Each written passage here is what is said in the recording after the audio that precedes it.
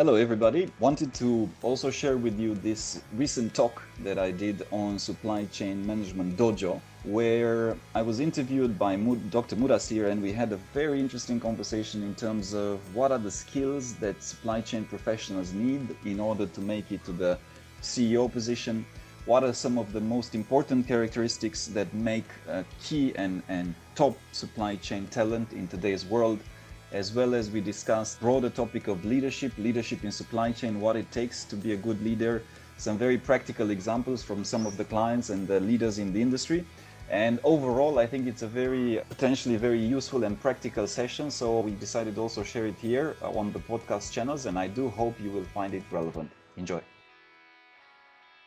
The topic today is top talent in supply chain. How you define top talent in supply chain?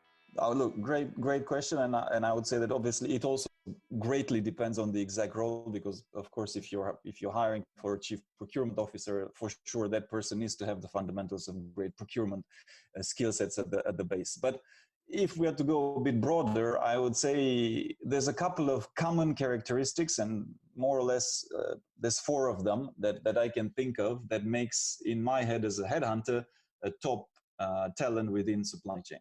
I think number 1, and it's kind of hygiene factor if you want, but number 1 is you got to have a fairly broad and deep and good understanding of your domain, right? So ideally, you should have been exposed to the different areas of supply chain, which is, in very simplistically put, I'm a headhunter, very simply put, right? It is plan, source, make, deliver, right? It's the 4 different elements. So ideally, you should have been exposed, or you should try to expose yourself to all. You don't need to be an expert in all. It's unlikely that you will be an expert in all, but you should understand holistically all of it, because they're all pieces of the supply chain, right? Or what we call supply chain. Plan, so source, I think make, that deliver. is number. Right, agree. Yes. I'm just repeating what you said. Plan, source, make, deliver. Yeah. Plan, source, make, deliver. There's different ways in which people apply or explain supply chain. To me, that's the simplest. So that's what I use. So I would say have that understanding. A very good example, if you want, I've seen this in numerous occasions. I have friends that are chief supply chain officers, and their track record at some point of their career, and obviously you become chief supply chain officer or chief operations officer after usually 20 to 30 years, right? But at some point of their careers, they were in consulting in supply chain. Now, whether that's top 4, right, your McKinsey's or your whatever, your Bain's, but very much for supply chain. I'm not talking management consulting in general. Of course, it is also management consulting, but focused in that manufacturing, supply chain operations practice. Now, being a consultant is a fast track in my mind. Not fully. I mean, you can't. If you spend too much time, then you're a consultant on your life. But if you spend 2 to 5 years, I think that gives you a lot of depth and perspective into the different companies, and that helps fundamentally a lot. So, exposure to the different 4 elements, right? As well as if you have some part of your career where you were a consultant, I think that can add a lot of value, and that makes the top talent to me. Number 1. That is a very good tip. Actually, you all helped me to answer my question. I have one more question, but thank you for the good tip. Number 2, I would say that key and what sets people apart is international mindset. So international mindset comes with exposure to different cultures, comes with working in different environments and different countries and different continents if you can. So what I see and what typically companies appreciate, especially if you want a global job or a regional job, you got to work across different geographies, right? 1. Yeah. And ideally you should work in different continents and in different countries. And I would definitely, I mean, I sit in Asia, you are from Asia as well, Muddassir. I think Asia is a must in today's world, because it's the growth engine of the world, and is going to be for the next 20 years. Absolutely. And then some other, right? Whether it's Europe or US or whatever, right? I mean, it doesn't really matter. But I would say that international mindset and exposure is a must if, 1, you want to look for a top talent, and 2, if you want to have a global or a regional job in supply chain. So that's number 2. Number 3, I would say, and I will talk a lot about this even later, I will say soft skills. So broad term, generic terms, I don't like it, but it does really boil down to soft skills. And I'll just flip some that are crucial in terms of being considered, perceived, and also landing good jobs and being, promoted in companies and so on. So 1, which unfortunately is lacking a lot of times in the supply chain practitioner's portfolio, is presentation and communication skills. Yeah. There is a reason why sales guys or marketing guys, or I don't want to just, I don't want to just use the usual analogies, but there is a reason why sometimes they get to the top and not the supply chain folks, right? Because the supply chain folks, pardon my French, get shit done mentality, right? So I'm not here to show off.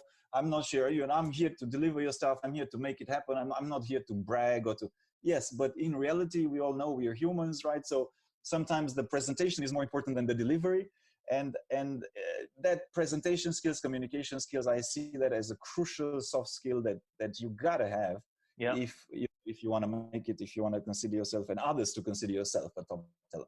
For sure. Another one is networking, building networks, building connections, both external to your organization, as well as internal in the organization. There is no way you can progress your career if you don't have this ability of building great relationships. And a lot of times, and I see it, and it's frustrating for a lot of people that think, hey, but I'm the best at what I do. Yeah, so what? Because at the end of the day, it's not who's the best at what you do, it's who's the best in the eyes of the rest. And then, the eyes of the rest will be highly impacted by how much they like you or not. We may not like this, but this is a fact. We are human beings, right? So we are subjective. Nobody makes totally objective decisions.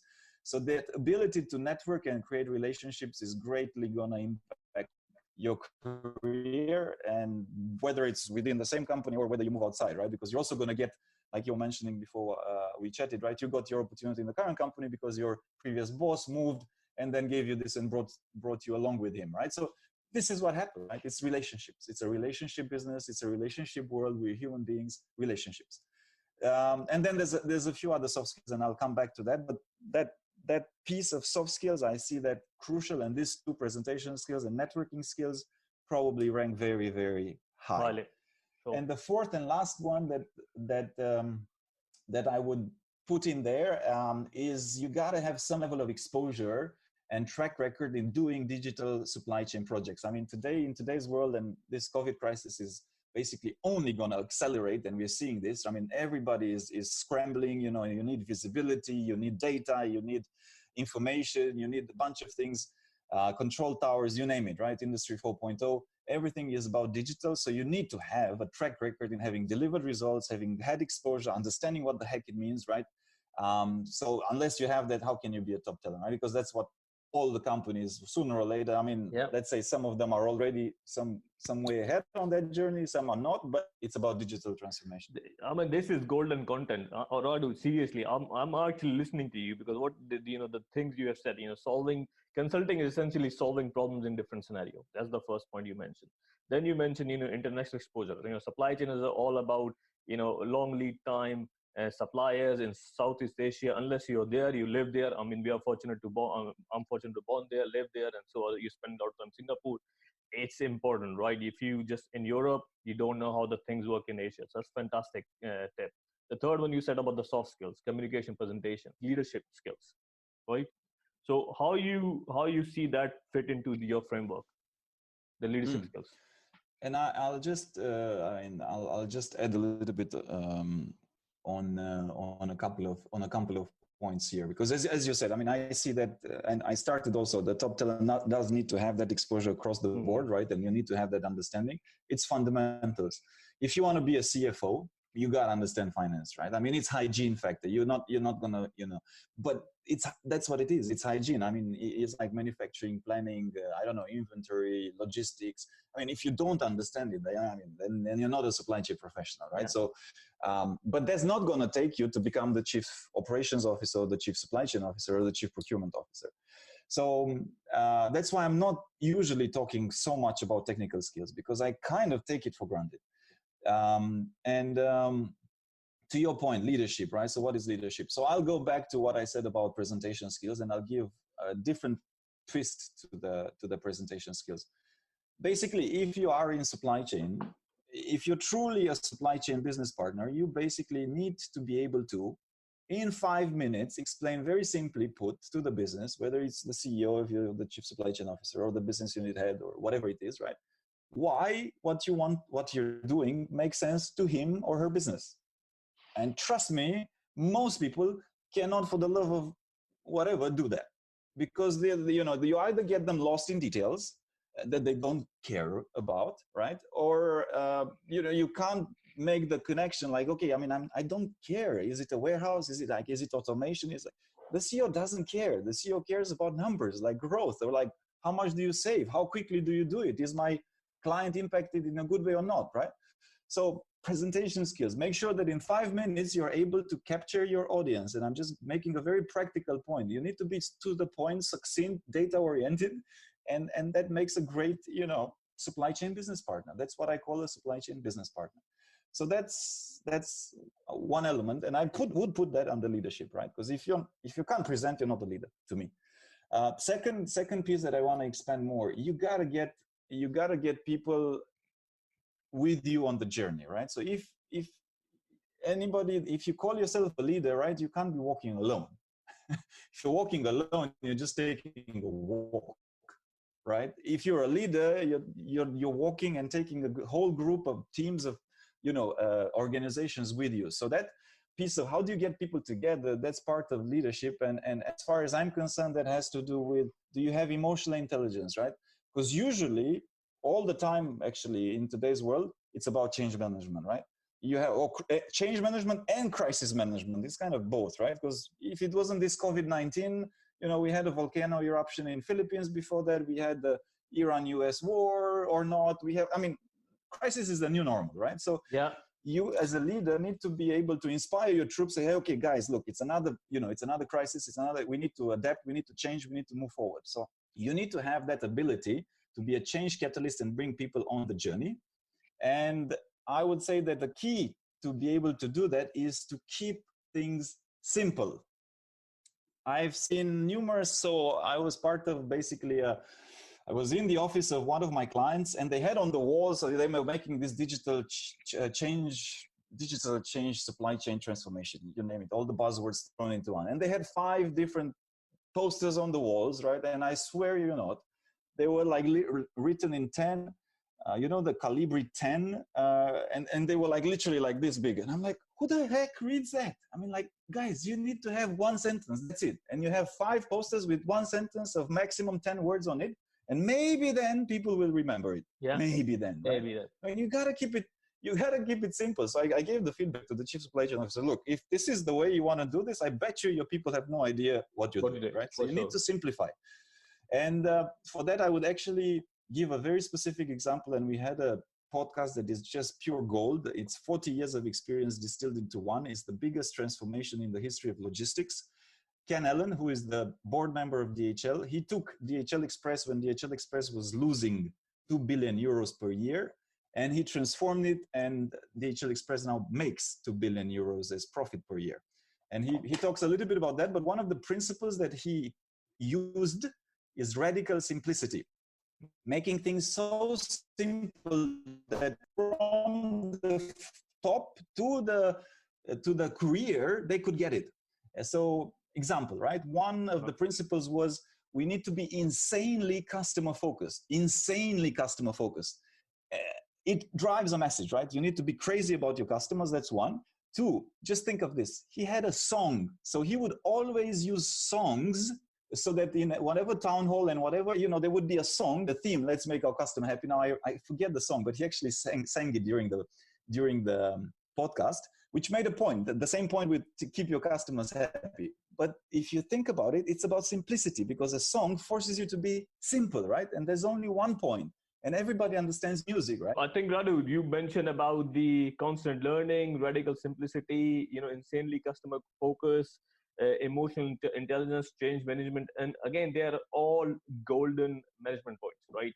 And it's been there. And I think I use the word, how you use the radical simplicity. And what my personal experience is, radical simplicity drives engagement. When people understand the impact of their jobs or the function into the end results, they feel more engaged, and your life as a supply chain leader becomes super easy. So 110% agree with your point.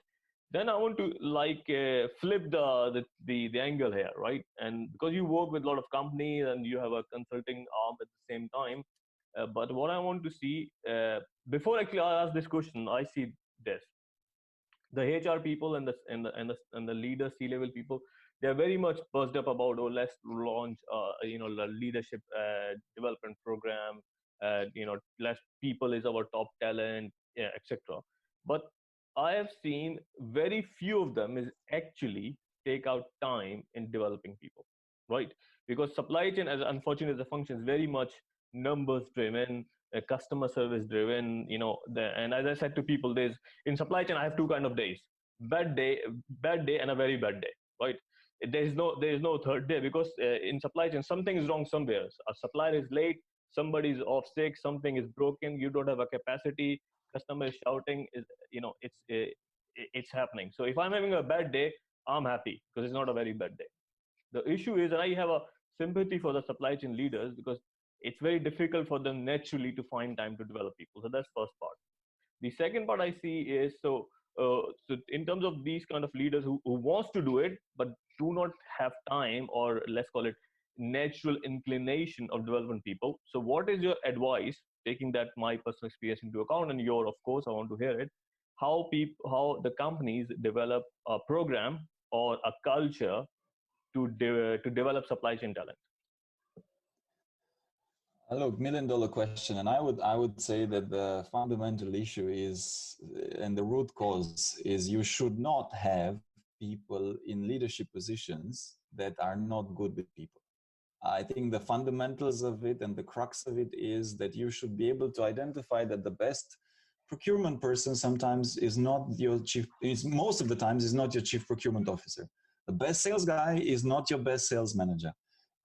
Because in order to deal with people, you need to have people skills, you need to have emotional intelligence, you need to like people. And some people, not that they don't like people, but they're just naturally introverts, or that is not their strength. So then they're put in this leadership position, and you can put it up down their throats. So yeah, you need to develop your team, but it just doesn't gel with the way they are. And then you should not push them. You should not, put them in an expert position. There's expert jobs that you can do. There's nothing wrong. Whilst I advocate for changing careers and all of that, some people become just very good at something, right? A brilliant data scientist, a brilliant rocket scientist, I don't know, yeah, you name it, right? So what I'm saying is that companies also need to be making sure that when they promote and when they elevate, because this happens a lot, this mistake happens to me, is a mistake, right? You get your best person at doing something, and then you put them as leaders in a team, but they're not necessarily the best people person. So then you have a problem, right? Because you're trying to teach a pig to sing. Pardon my expression. It might be a tough analogy, right? But you don't need to do some of these things, right? Of course, certain things can be leadership. I don't believe leaders are born. I think you can learn a lot of things. Yeah. Also, it has to come somewhat with your, with what you want to do and what you. So I think that's a very important point that we need to take into account. Then I think that companies can develop, and there's a lot of things that can be done and that have been done, which come to link to being mentors, or the thing that companies can do to develop on the positive side, and I've seen that, is encourage a spirit of mentorship and coaching and development. So I've actually seen companies that from day one, people are allocated mentors that can guide them through, how can you do things better, and how can you fasten your process of learning. I'll give you an example. I've seen people, basically one of our clients has imposed it as an overall policy in the company, and it works extremely well. It builds relationships between people. It also fastens the learning process. So I think and it's a simple thing to do. It's not, it doesn't cost a lot of money. Now, another thing that companies do quite well is management traineeships, right? So at the beginning of their careers, they get people on a management trainee that in 2 years they get to experience 3 months or 6 months rotations in different functions. Yeah.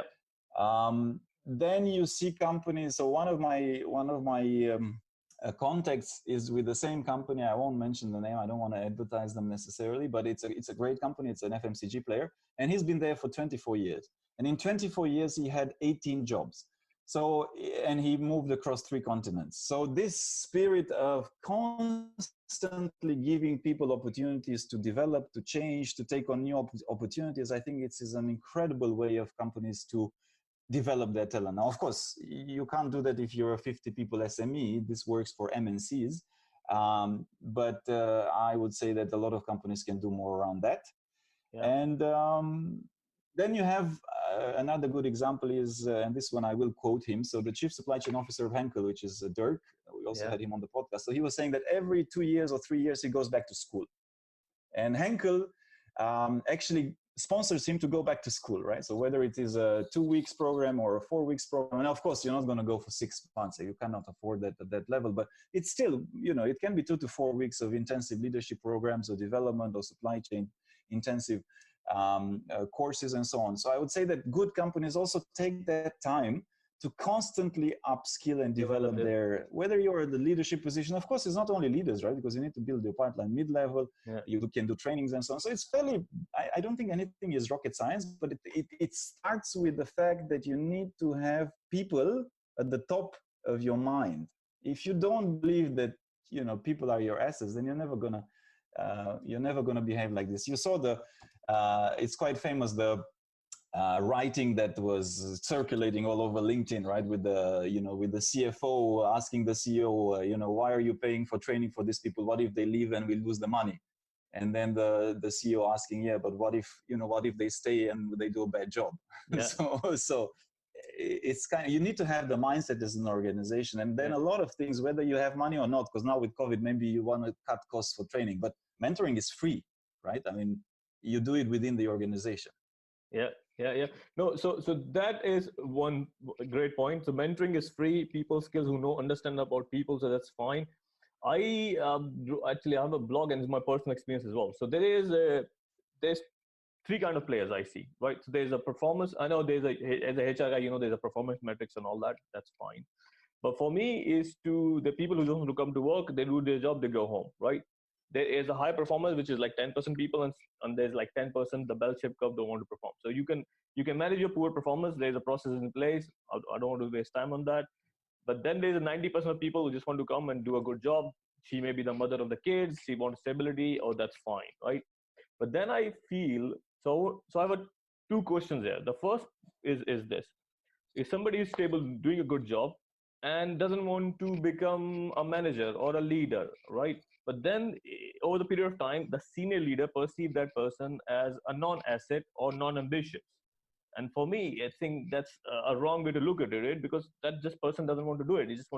He or she wants to come do a good job and go. On the other hand, there is ambitious, especially young folks come from graduates, good universities, work hard in their education. Of course, they in mindset, they want to come, they are intelligent, and they want to challenge things, and they want to grow pretty fast, right? And they are perceived as over ambitious people, right? And I think the balance is not right. And I'm just sharing my own experience here. So what would be your advice to those leaders to manage these kind of groups? I don't know if I have, I don't know if there is a silver bullet for this, or if there is a one answer fits all. I guess in some ways, but this I'll just talk from my own perception. I mean, I guess it's common sense that certain or fairly normal that different stages of our lives we have different needs and wants, right? So of course, when you're 20 to 30-year-olds, maybe you want something. When you're 30 to 40, you want something else, and so on, right? So I guess it's back to the initial point, right? A good leader would care about what do his team members care about, right? Mm-hmm. So he would know, okay, this person wants more work-life balance because he or she has 2 kids and he wants to go home, or this person is young and ambitious and wants to grow and wants to progress, and then we will give them more projects. So there's no necessarily a judgment attached to it, right? There's a place for everybody.